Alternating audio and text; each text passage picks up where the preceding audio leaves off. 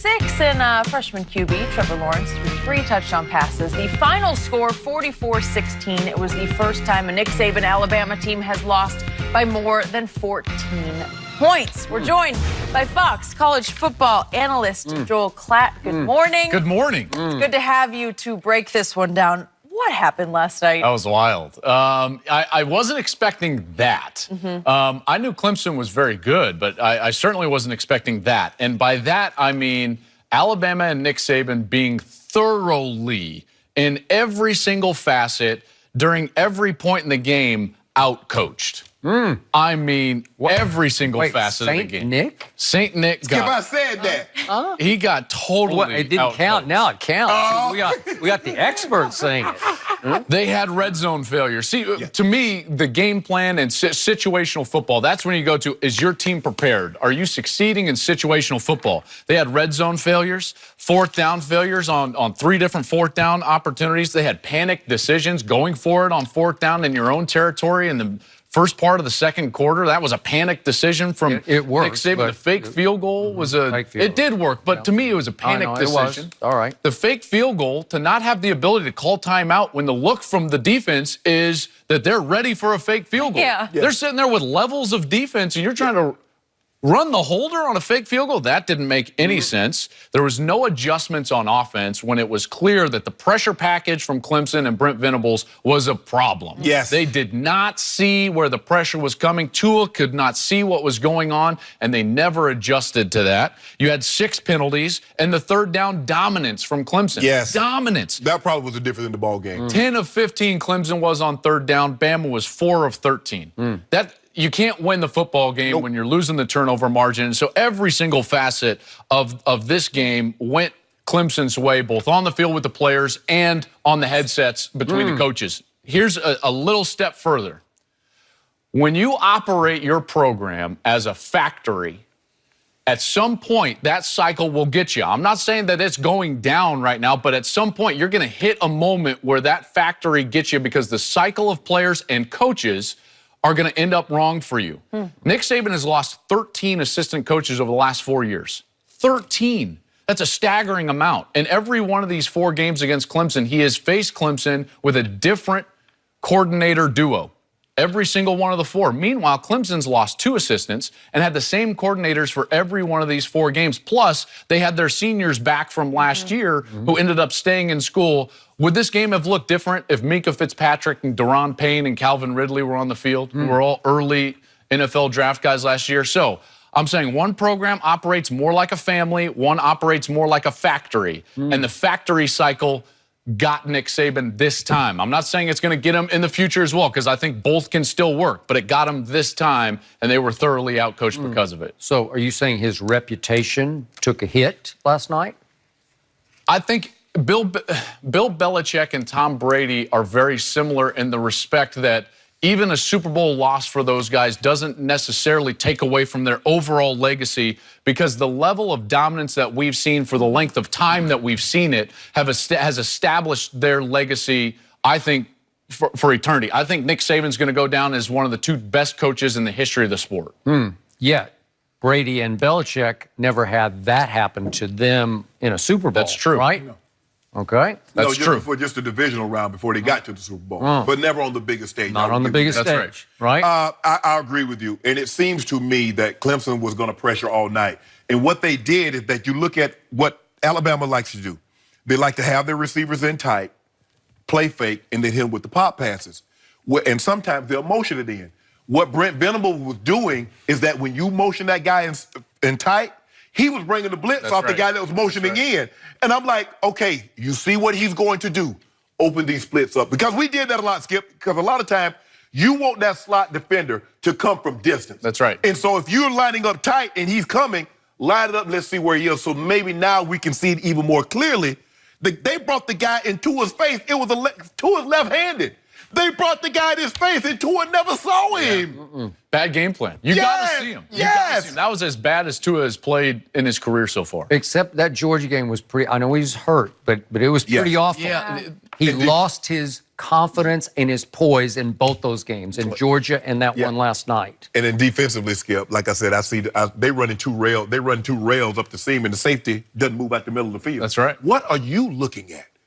What did Coach Saban? What did you guys go over the week leading up to this game?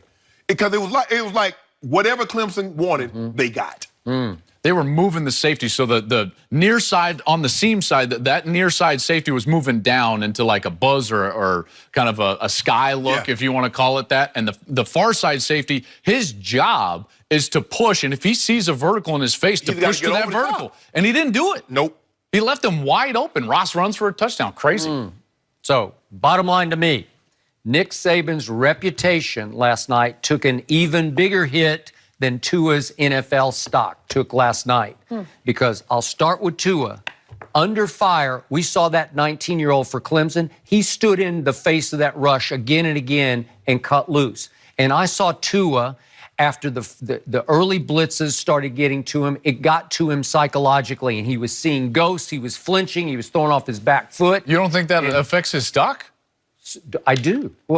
I do. Well, you said Saban's legacy is hurt more than Tua's stock. Yeah. I would totally disagree with that. But Nick Saban's took a big hit last night, and Tua's also did. But I said even bigger was Saban to me, because here we go again. I'm told that his specialty, his forte, is coaching defense. Correct? Especially, he takes hands-on care of the DBs. That's what he coaches in practice.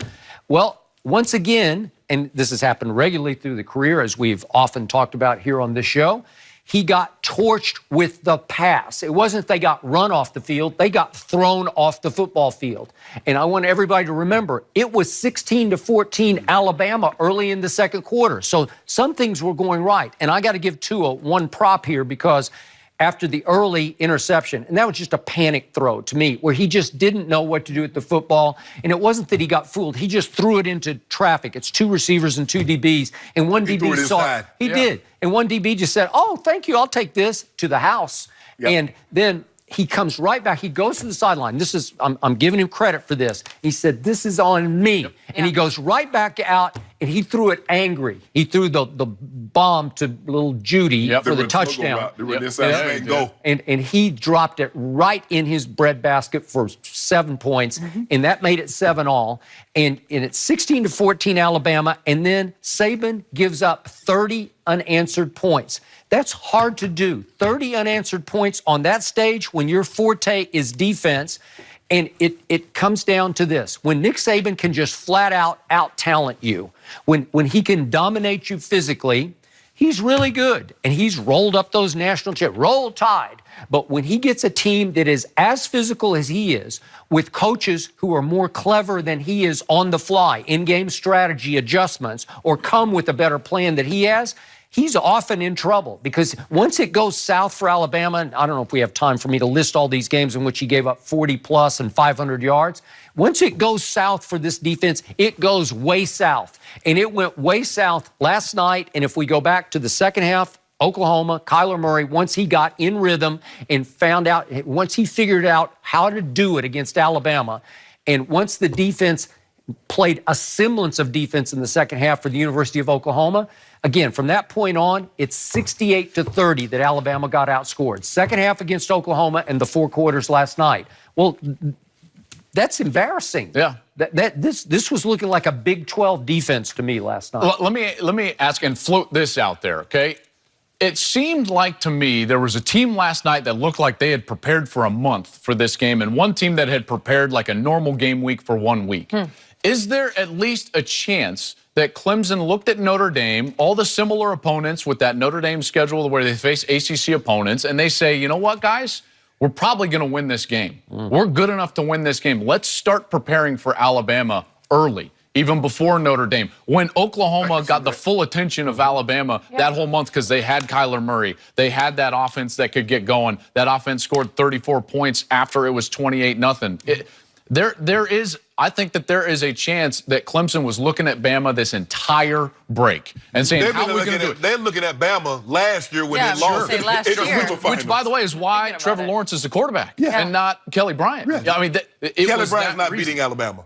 And that was proven out in the semifinal last year. And the confidence issue is, I think, a real thing. I'll go even a step further. If you go back even to the SEC championship game, basically Bama had one stretch of football between Georgia and OU where they were dominant and they went on a run late to come back against Georgia, and then the 28-0 run early against OU. If you take that stretch out, they were outscored 106-47 in the last 3 games outside of that one stretch.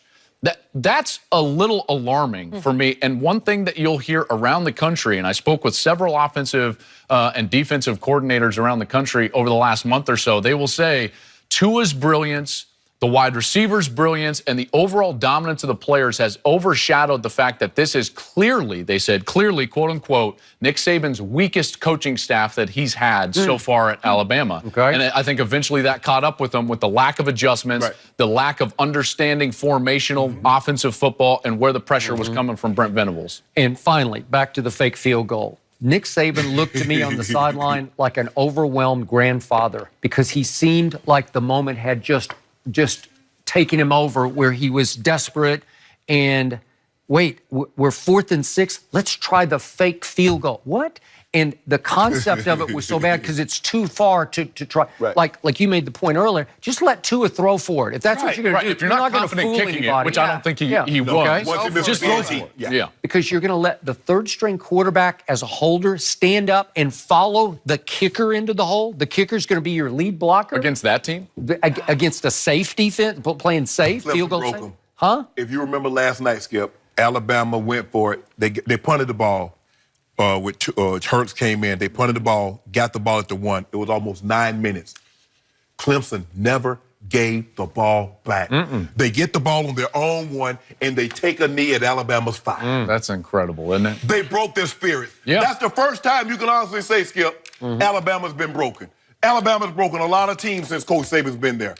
Clemson broke him last night. Maybe the only other time was Zeke running free late against Ohio State in 2014. But I haven't seen it like you're talking about, not like that. By the way, I think it will be overblown in the next couple. I caution everyone on the take that Alabama is going to be trending down. I don't think they're trending down. They'll be right back next year. This was the right cycle for Clemson to catch them. Remember now, 28 commitments in this recruiting class. 27 of them are 4 stars or higher. The only one that's not Alabama. To Alabama, the #1 recruiting class in the country. The only one that's not a 4-star or 5-star, #1 kicker in the country, and that's a facet of the game that they've struggled. They missed 9 PATs and extra points coming into the game, most in the FBS. This is the kid is Will Reichard from Hoover, Alabama. Hoover. Will Reichard. You're the kicking savior for Alabama, Will. We'll be back next year. Tonight. We'll be back next year. They will. Can you say the same? I'm afraid Trevor Lawrence is going to be back. That's the problem. I'll tell you who won't be back. Who? OU. Well, Kyler Murray's got another year. Maybe he comes back. Well, come on back and catch his fly. We got more of this for you. Spencer Rattler, #1 quarterback in the country, probably going to be your OU quarterback. Thank you. There you go. Yo, Scottsdale, On that note, hey, the hardest part is that it's ending. It was such a fun season, and we got a couple months to wait. But good news, guys, we still got the NFL. And Aaron Rodgers, he may have a new coach, but will he make the Packers a contender? We'll discuss the latest next.